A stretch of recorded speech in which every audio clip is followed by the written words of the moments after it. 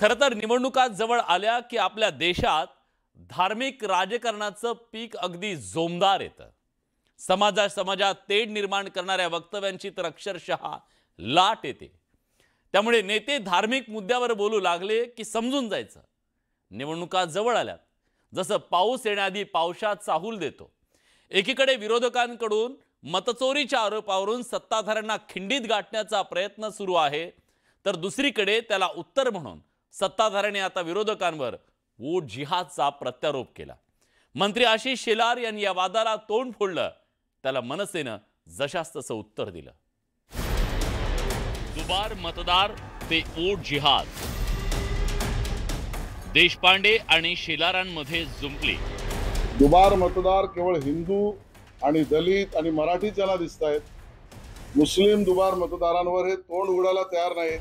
मला असं वाटतं जो फोटो आहे तो तुष्टीकरणाचा फोटो आहे का जस्टिसचा फोटो आहे हे एकदा आशिष शेलारांनी सांगावं. दुबार मतदारांवरून राजकीय रणकंदन. मतदार यादीतल्या घोळावरून सुरू झालेल्या वादाला आता धार्मिकतेचा रंग आला. मुस्लिम दुबार मतदार आला तर मूग गिळून ही राज ठाकरे आणि उद्धव ठाकरे यांची भूमिका आहे. हा वाद आता हिंदू मुस्लिमांपर्यंत जाऊन पोहोचलाय आणि त्यामुळेच आता एकमेकांवर मुस्लिमांच्या लांगुल चालनाचे आरोप केले जात आहेत. शेलार यांच्या आरोपाला मनसेनं हे प्रत्युत्तर दिलंय. आशिष शेलार यांचा एक जुना फोटो पोस्ट करत त्यांना डिवचलंय. देशपांडेंनी केलेल्या ट्विटमध्ये आशिषुद्दीन यांच्यासाठी अमित साटम यांच्या मतदारसंघातील बोगस घोटाळा असा उल्लेख त्यांनी केलाय. ते म्हणायचं मुस्लिम मतदार आम्ही मुस्लिमांचं. काल मला त्यांचं एक वाक्य आठवत आहे शेलारांच्या प्रेस कॉन्फरन्समधलं, जस्टिस फॉर ऑल आणि अपीजमेंट फॉर नन असं ते म्हणाले. म्हणजे कोणाचंही तुष्टीकरण नाही, सगळ्यांना न्याय. मला असं वाटतं जो फोटो आहे तो तुष्टीकरणाचा फोटो आहे का जस्टिसचा फोटो आहे हे एकदा आशिष शेलारांनी सांगावं. राज्यात स्थानिक स्वराज्य संस्थांच्या निवडणुकीच्या पूर्वीच मतदार याद्यांमधल्या घोळावरून सत्ताधारी आणि विरोधकांमध्ये रणकंदन माजलंय. राज ठाकरेंनी कल्याण ग्रामीण, डोंबिवली, भिवंडीतल्या दुबार मतदारांचा पर्दाफाश केला. त्याला उत्तर देताना भाजपचे नेते आशिष शेलार यांनी दुबार मुस्लिम मतदार यादी सादर केली. मवियाच्या आमदारांच्या मतदारसंघात असलेल्या दुबार मुस्लिम मतदारांची आकडेवारी शेलार यांनी समोर आणली. सलग दुसऱ्या दिवशीही आशिष शेलार यांनी हा मुद्दा जोरकसपणे मांडत राज आणि उद्धव ठाकरे यांच्यावर धार्मिक तुष्टीकरणाचा आरोप केला. दुबार मतदार केवळ हिंदू आणि दलित आणि मराठी ज्याला दिसत आहेत. मुस्लिम दुबार मतदारांवर हे तोंड उघडायला तयार नाहीत आणि म्हणून यांच्या भूमिका मुस्लिम धार्जिण आहेत. काँग्रेस मुस्लिम धार्जिण होतीच. उद्धव ठाकरे यांच्या पक्षाची भूमिका हिंदू द्वेषाची आहे आणि राज ठाकरेंनी मांडलेली भूमिका ही मराठी द्वेषाची आहे. आणि म्हणून राज ठाकरे यांनी दिलेली नावं ही केवळ मराठी, भोईर, पाटील, पण अन्य नावं आणि अड्ड दुबारावर हे तोंड उघडू पाहत नाहीत.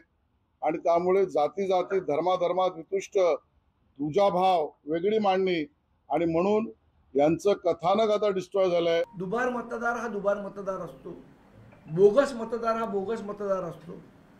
त्याला जात, धर्म, भाषा हे काहीही नसतं. आणि सन्मान्य राजसाहेबांनी जे सांगितलंय, बोगस मतदाराला आम्ही त्याच पद्धतीची ट्रीटमेंट देणार, मग तो कुठले जाती धर्माचा असो.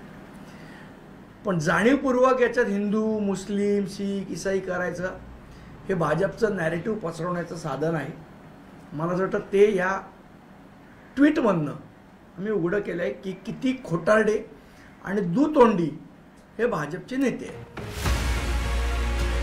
मंत्री आशिष शेलार यांनी दुबार मतदारांच्या मुद्द्याच्या आडून विरोधकांची कोंडी करण्याचा प्रयत्न केला खरा, पण त्यामुळे मतदार यादीतल्या घोळाच्या आरोपांना बळ मिळालं आणि याच मुद्द्यावरून सत्ताधारी आणि विरोधकांमध्ये चांगलीच जुंपली आहे. जे दुबार, तिबार, चारवार कोणत्या जातीचा असो, कोणत्या धर्माचा असो, कोणत्याही मतदारसंघातला असो, याच्याविषयी सगळ्यांना समान न्याय मिळाला पाहिजे. या आशिष शेलारांच्या भूमिकेचं आम्ही स्वागत करतो. याला कोणताही विरोध असण्याचं काहीच कारण नाही. फक्त भारतीय जनता पार्टीने याच्यामध्ये जातीयवाद, धर्मवाद आणण्याचा प्रयत्न करू नये. मग जस्टिस फॉर ऑल आहेत. आम्ही परवाच्या दिवशी मोर्चा काढला, त्याच्यात सुद्धा त्यांनी यायला पाहिजे होतं. चला आमच्या मोर्चात नाही यायचं, तुम्ही याच विषयावर मोर्चा काढा. अशा पद्धतीनं आशिष शेलारांना माझी विनंती वजा आव्हान आहे. तुम्ही हिंदूंची मतं, मुसलमानांची मतं, बौद्धांची मतं, दलितांची मतं, ओबीसीची मतं असं जे म्हणता, हे तिरस्कार निर्माण करण्यासारखी भावना निर्माण करण्याचा प्रकार आहे. आणि मला तरी वाटतं की निवडणूक आयोगाने तुमच्या या वक्तव्याची चौकशी केली पाहिजे आणि तुमच्यावर कायदेशीर कारवाई केली पाहिजे. एक प्रकारचा व्होटमध्ये जिहाद करण्यात आला लोकसभेत आणि विधानसभेमध्ये, म्हणजे आपण त्याला व्होट जिहादच म्हणू एक प्रकारचा. इतकं कट्टर मतदान, म्हणजे 4च मतं भाजपला, 400 मतं काँग्रेसला, असे बूथ त्या ठिकाणी 65 आहेत. आणि त्यामुळे आम्ही कधी म्हटलं नाही की ही यादी चुकलेली आहे. पराभवाच्या मानसिकतेतनी महाविकास आघाडी बाहेर निघत नाही. त्यांचे नेते उद्याच्या पराभवाची तयारी करतात आहे. पराभव झाल्यानंतर उद्धव ठाकरेंना, शरद पवार साहेबांना किंवा त्या काँग्रेसच्या नेत्यांना सांगायचं आहे, बघा आम्ही आधीच ऑब्जेक्शन घेतलं होतं. लोकसभा निवडणुकीच्या निकालानंतर सत्ताधाऱ्यांनी राज्यात वोट जिहादचा मुद्दा पुढे केला. आता स्थानिक स्वराज्य संस्थांच्या निवडणुकीच्या पूर्वी मतदार यादीतला घोळ आणि दुबार मतदार हा कळीचा मुद्दा बनलाय. विरोधकांनी निवडणूक आयोगासमोर काही सवाल उपस्थित केले, पण त्यावर निवडणूक आयोग काही कारवाई करताना दिसत नाहीये. पण सत्ताधाऱ्यांकडून या मुद्द्यावर धार्मिक ध्रुवीकरणाचा प्रयत्न केला जातोय. नरेश बोबाटेसह ब्युरो रिपोर्ट, न्यूज 18 लोकमत.